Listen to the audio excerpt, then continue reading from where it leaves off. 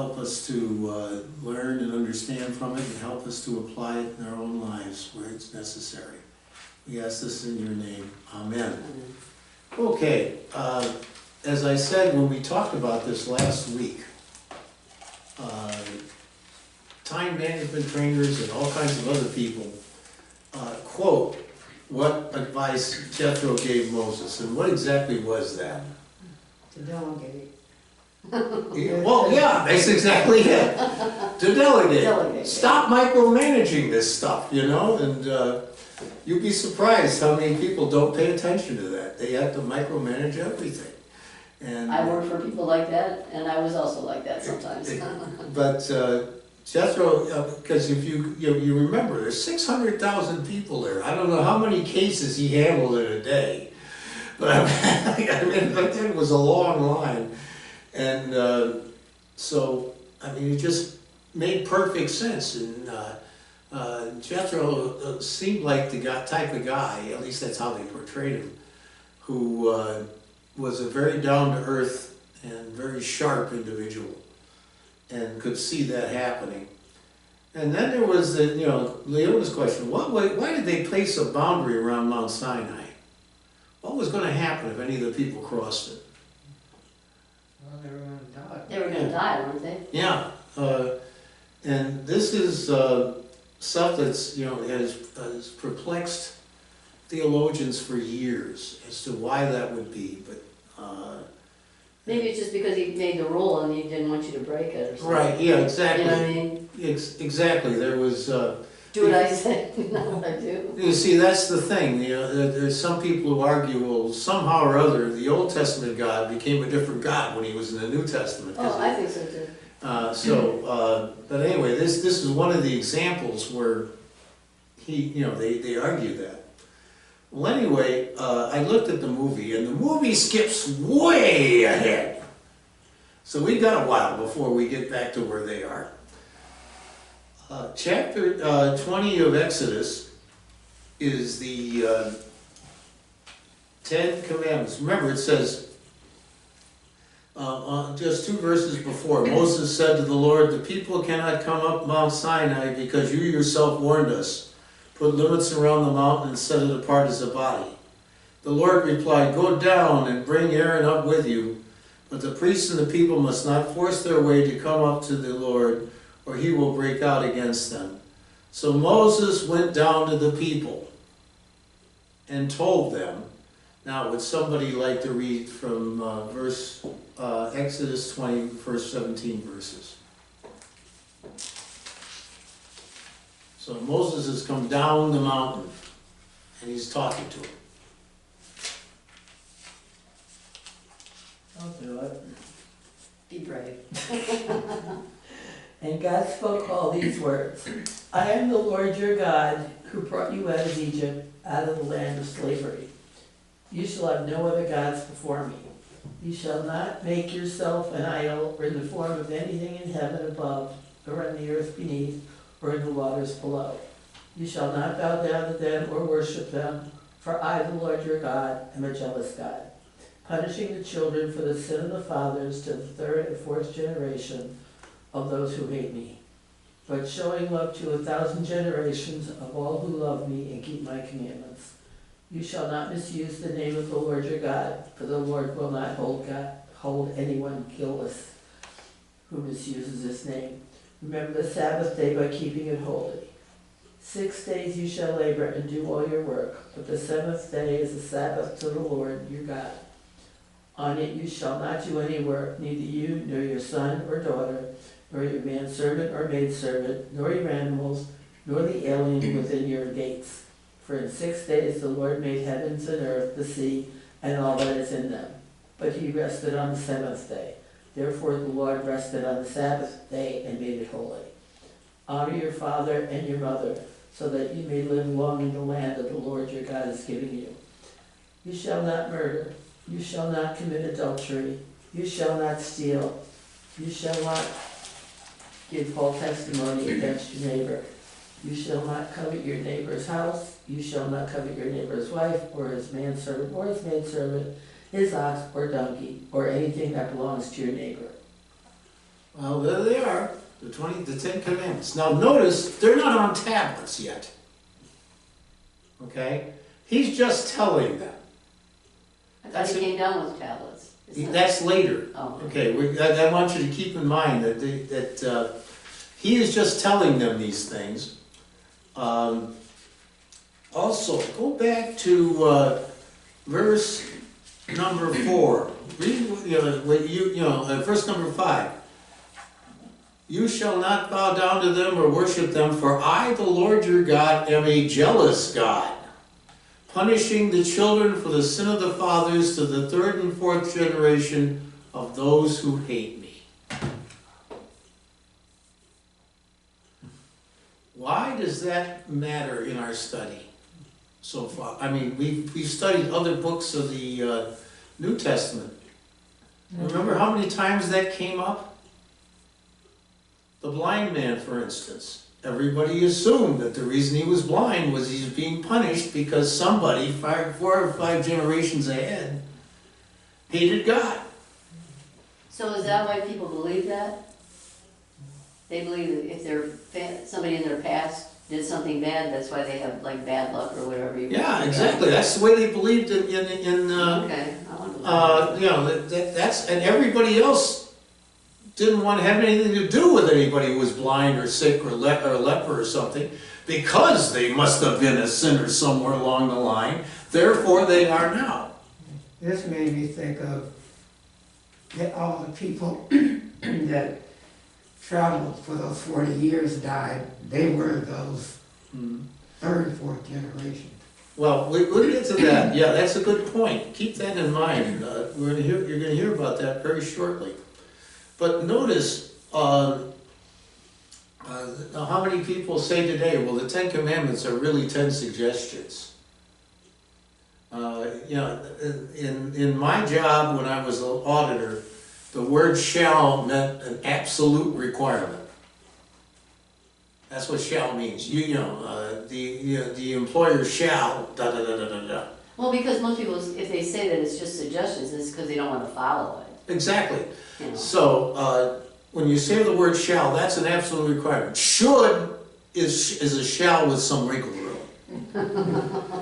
But you notice it It's like says, maybe.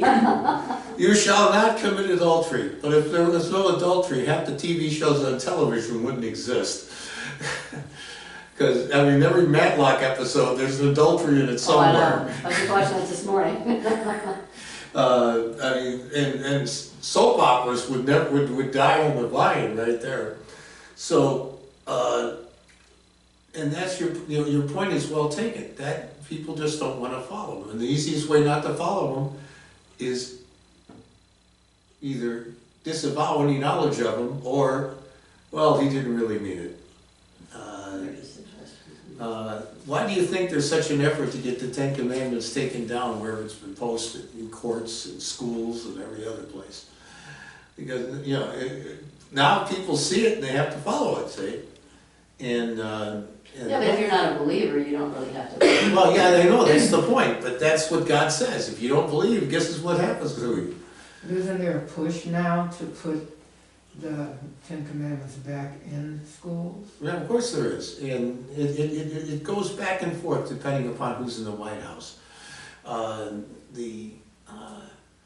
The reality of it is that there was a bunch of judges that actually had them posted in their courtrooms. And John Sirica, who did the Chicago 7 trial, had it posted right over his head. Well, you don't have to look at them if you don't want to. I know that, but it just, the attitude today is we are no longer a Christian country. Right, but Leon and I went to a whatever you want to call it. Senior event. And what they're trying to do in Willoughby, is where I'm part of Willoughby East Lake system, they're trying to get it so, they said it's not against the law, they're trying to get it so the students can leave their classroom for like an hour a day, wasn't it a day? For religion class. Now, what kind of religion, I'm not sure. It's not Christian, it's Christianity, it's not, like, Right. okay. And I told her, I don't believe it'll ever pass, because they have to get approval from all the parents. Well, most of the parents don't go to church anymore. So are they really gonna want their child to go to a religion class? I don't know. Oh. She's trying for it. Didn't she have a a list of, she wanted people to sign up for it kind of thing.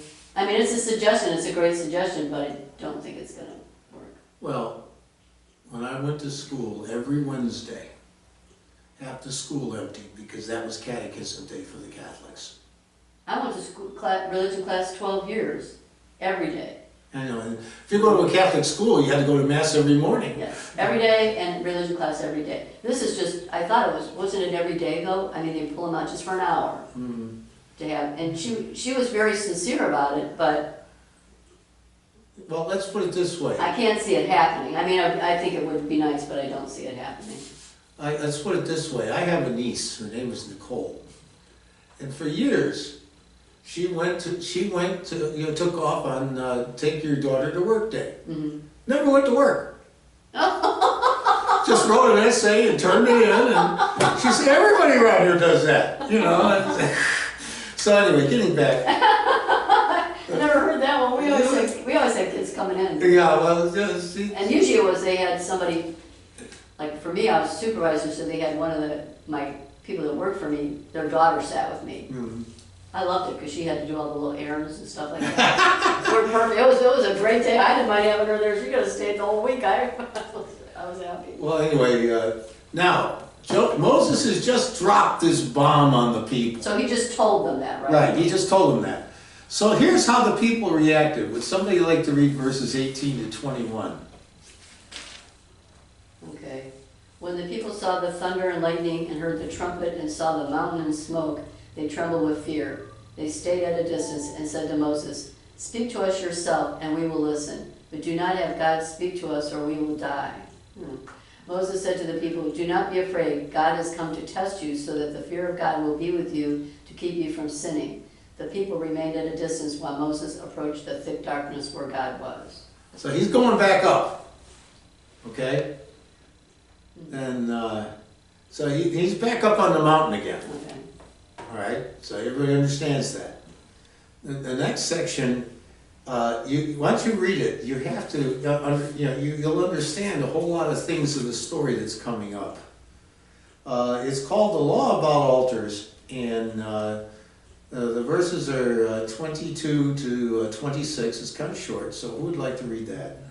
I'll read it. Then the Lord said to Moses, "Tell the Israelites this. You have seen for yourselves that I have spoken to you from heaven. Do not make any gods to be alongside me. Do not make for yourselves gods of silver or gold, gods of silver or gods of gold. Make an altar of earth for me and sacrifice on it your burnt offerings and fellowship offerings, your sheep and goats and your cattle. Wherever I cause my name to be honored, I will come to you and bless you. If you make an altar of stones for me, do not build it with dressed stones, for you will defile it if you use a tool on it.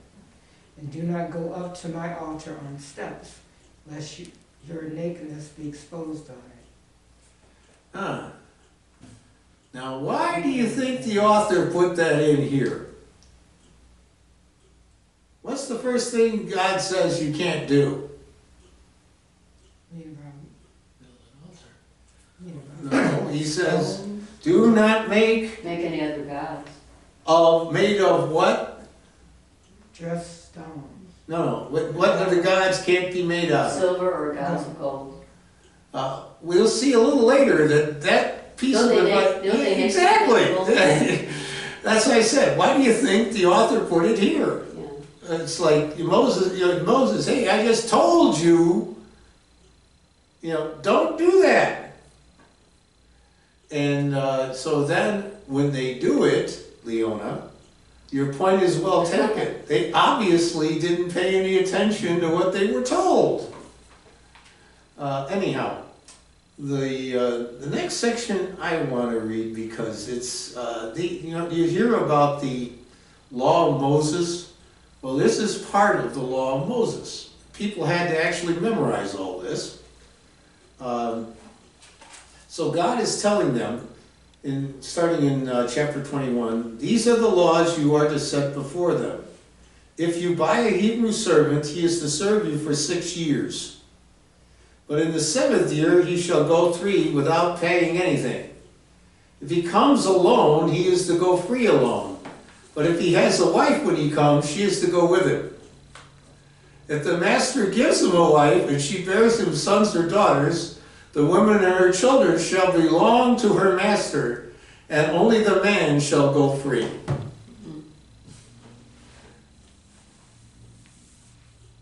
Okay? Everybody understand that? What a world. Then it goes on to say, but if the servant declares, I love my master and my wife and children who do not want to go free, then his master must take him before the judges. He shall take him to the door of the doorpost and pierce his ear with an awl. Then he will be his servant for life.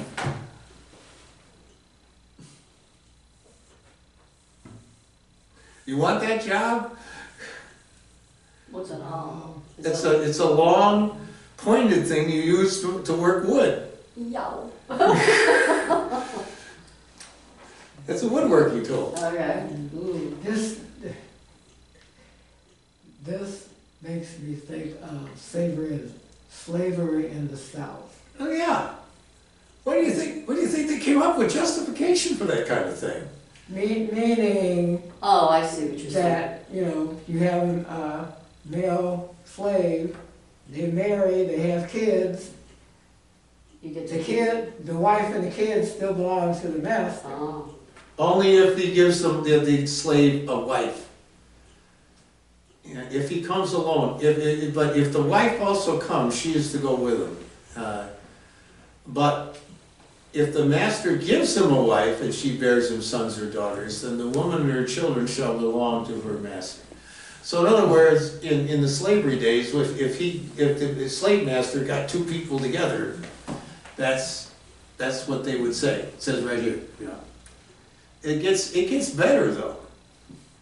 If a man sells his daughter as a servant, I'm reading this. If a man sells his daughter as a servant, she is not to go free as manservants do.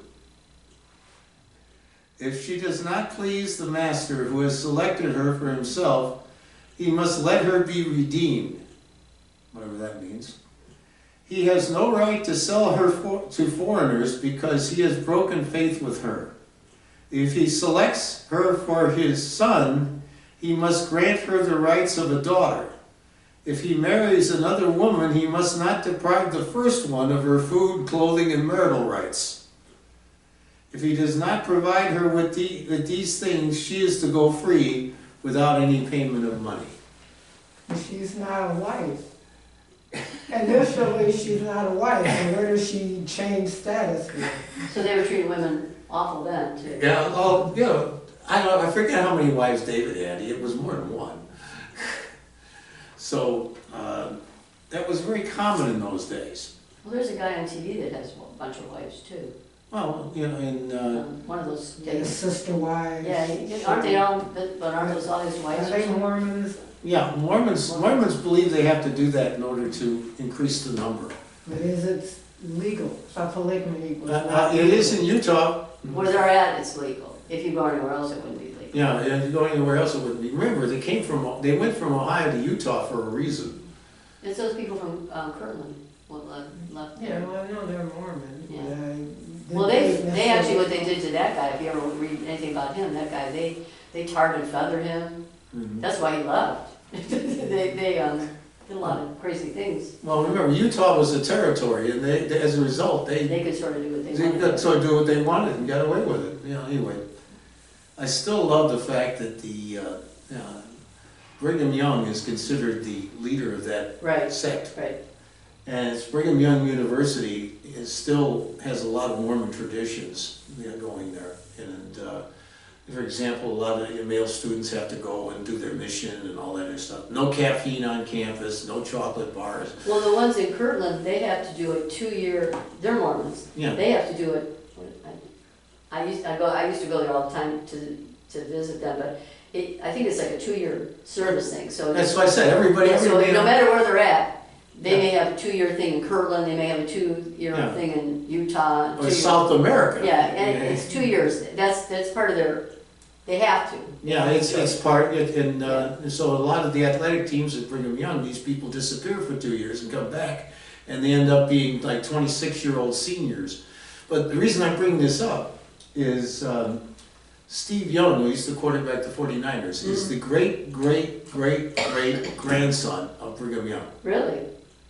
So he got a scholarship from Brigham Young. Only one tiny little problem. He was Catholic.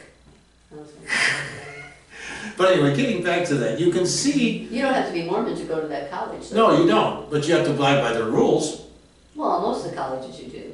I mean, I'm talking about the, no caffeine, no, Oh, I see what you're saying. yeah, and none of that stuff. Oh. Anyway, now, I'll never so, make it. so slavery was very much a part of this culture. And notice, a man can sell his daughter as a servant anytime they want. And this was a very, very big deal in the Old Testament. The father was like the control of the family. And remember, with the prodigal son, the rules were that 2/3 of the property would go to the first son, 1/3 to the second son, and the rest of the family got nothing. That's why that birthright between Jacob and Esau was so important. So this is the kind of thing, and this is in the law of Moses we're talking about. So somebody had to memorize this and remember that. Now it gets more fun. This is the laws about violent acts, it's called. Starting at verse 12. Anyone who strikes a man and kills him shall surely be put to death. However, if he does not do it intentionally, but God lets it happen, he is to flee to a place I will designate. But if a man schemes and kills another man deliberately, take him away from my altar and put him to death. Anyone who attacks his father or his mother must be put to death. Anyone who kidnaps another and sells him or still has him when he is caught must be put to death. So kidnapping is a capital offense. Anyone who curses his father or mother must be put to death. If men quarrel and one hits the other with a stone or with his fist, and he does not die but is confined to bed, the one who struck the blow will not be held responsible if the other gets up and walks around outside with his staff. However, he must pay the injured man for the loss of his time and see that he is completely healed.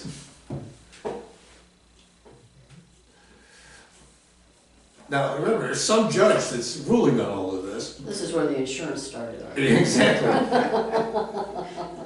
If a man beats his male or female slave with a rod and the slave dies as a direct result, he must be punished. But he is not punished if the slave gives up after a day or two, since the slave is his property.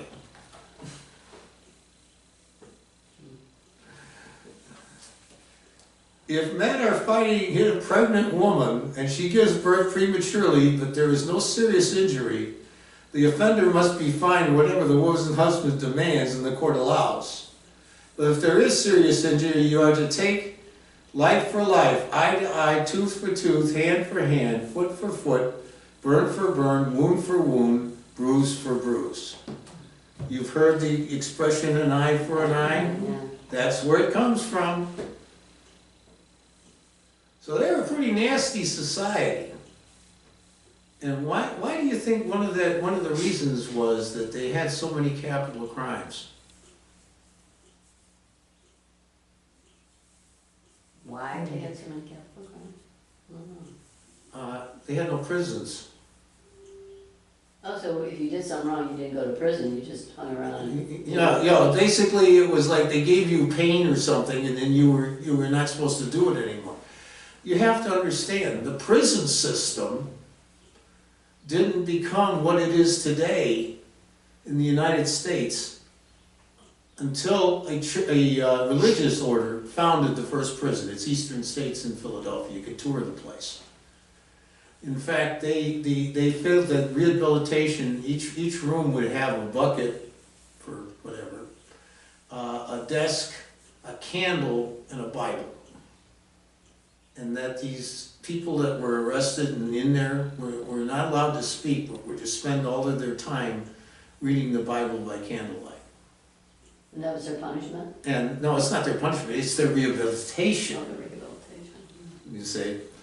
So that was, you know, it wasn't until then that people were actually, you know, sentenced for a year or whatever. Basically, it was, you know, 20 lashes or put it all in a year or whatever it was done, and that was the end of it. And that's why they had so many capital crimes. Because, you know, there's no such thing as a life sentence. You couldn't possibly have one. And you can see how, you know, from our point of view, how nasty that looks. It goes on to say, if a man hits a manservant and maidservant in the eye and destroys it, he must let the servant go free to compensate for the eye.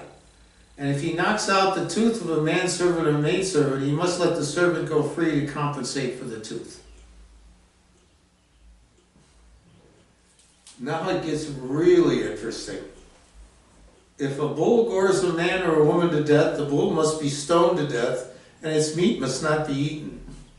But if the owner of the bull will not be held responsible, if, however, the bull has had the habit of goring, and the owner has been warned but has not kept it penned up, and it kills a man or a woman, the bull must be stoned, and the owner must also be put to death.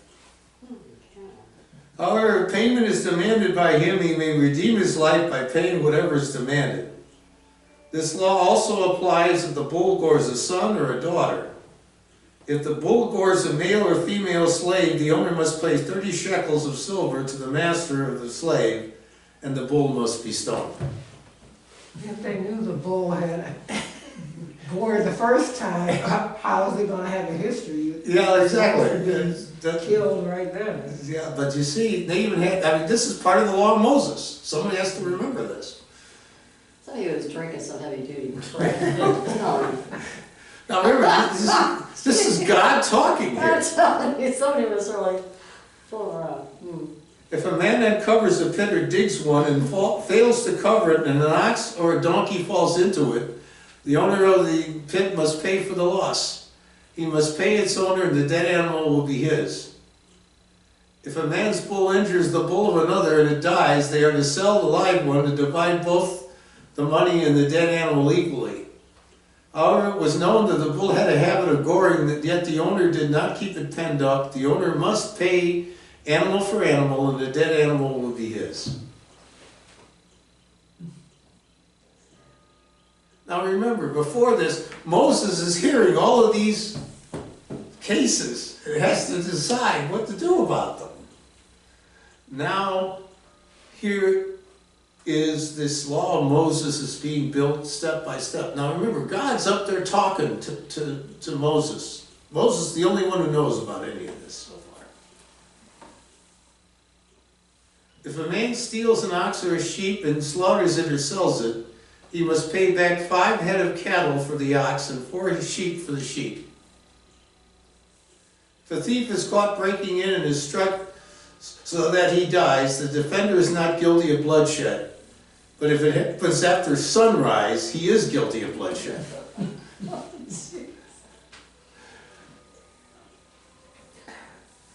A thief must certainly make restitution, but if he has nothing, he must be sold to pay for his theft. That went on for years.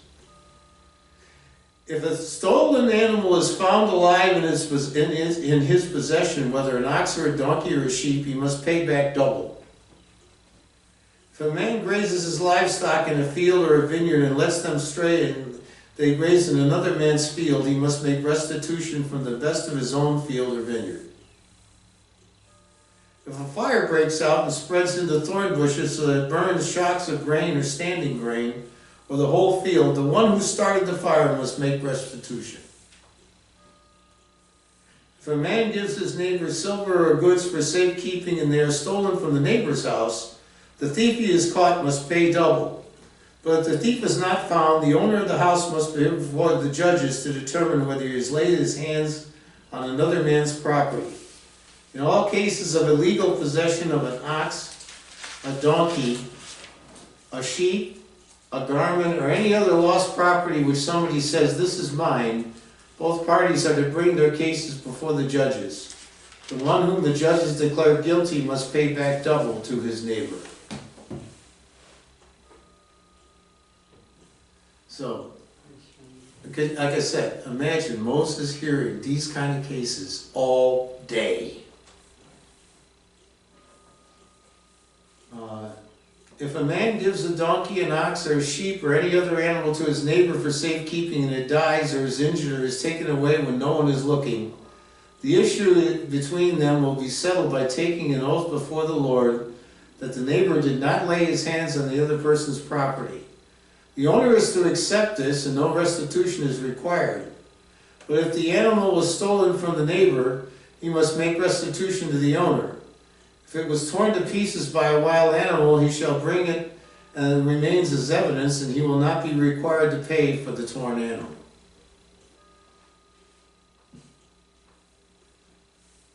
Again, somebody's memorizing all of this.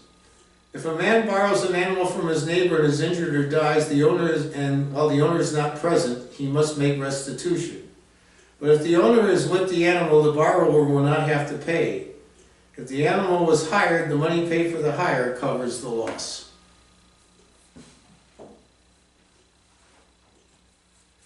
Now, you're Moses. God is laying all this on you. How are you going to remember all this?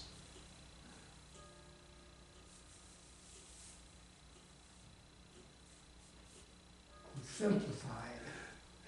Well, again, by the time Jesus came along, this law of Moses was now in multitudes of volumes. And it has been interpreted and reinterpreted and reinterpreted. For example, the commandment that says, you shall not work on the Sabbath, in Jesus' day it was like 7 full books declaring what is work and what is not work.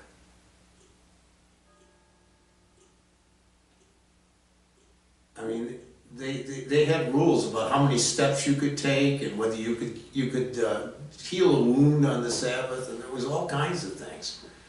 And so you can imagine what it must have been like with all these rules running around, and the people yet don't even know they exist, but they're going to. Well, for years, stores and everything were closed on Sundays. Exactly.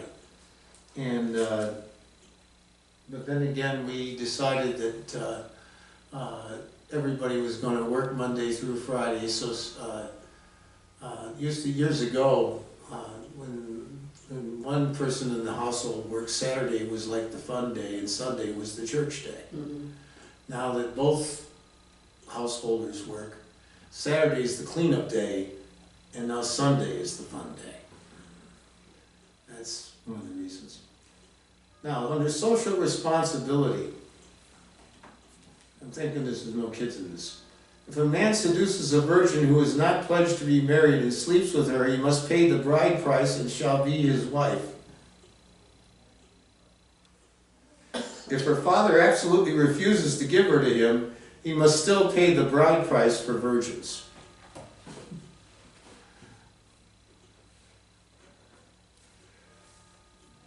Verse 18, do not allow a sorceress to live.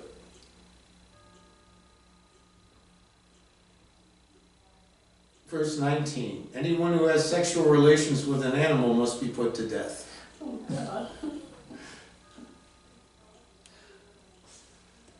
Verse 20, whoever sacrifices to any god other than the Lord must be destroyed.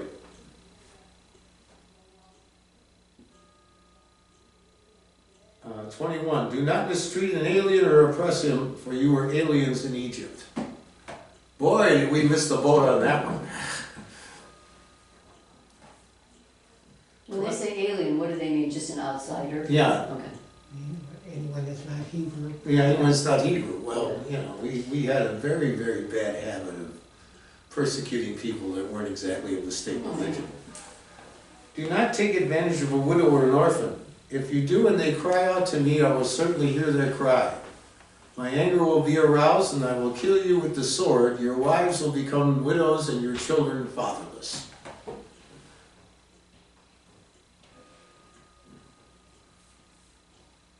There was going to be a quiz on all this next week. If you lend money to one of my people among you who is needy, do not be like a moneylender, charge him no interest. If you take your neighbor's cloak as a pledge and return it to him by sunset, because his cloak is the only covering he has for his body, what else will he sleep in? When he cries out to me, I will hear, for I am compassionate. Didn't God just say before he was jealous, but now he's saying he's compassionate. He's jealous and compassionate. We sort of forget that part.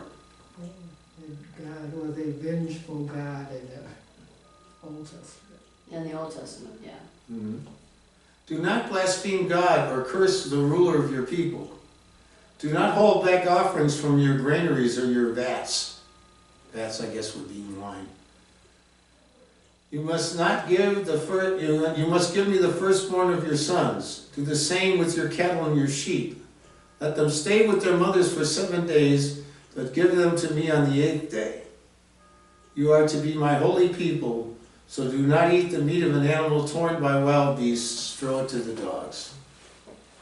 When you're talking about giving the sons, does that mean like when they're circumcised on the eighth day? Or? Well, they in those days they were, there was they would become like brothers of the church. Remember Samuel, for example, was the firstborn, and he was living with the scribe Eli and never saw his parents. In France, for example, before the revolution, it was that provision sort of got modified a little bit. Before the revolution, the first son got the property. The second, since the first son got the property, what do you do with the rest of the sons? Well, the second son went into the military, and the third son became a priest. You didn't have a choice, is that what? Yeah, you didn't have a choice. Third son became a priest. So then all the other sons, nobody even paid attention to them. So, but that's where a lot of this stuff comes from. But like I said, it says, do not mistreat an alien or oppress him.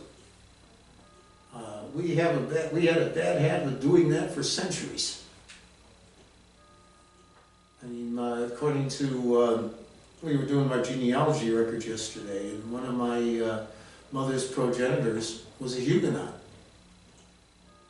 And Huguenots were Protestants in France.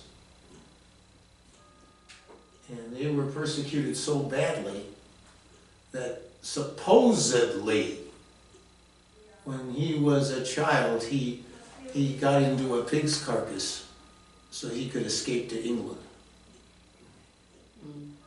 Now, they said that many members of the family have told this story, but no one has actually proven it. But they did, in fact, hide out in barrels on ships and do all this other kind of stuff to get out of France because of the persecution.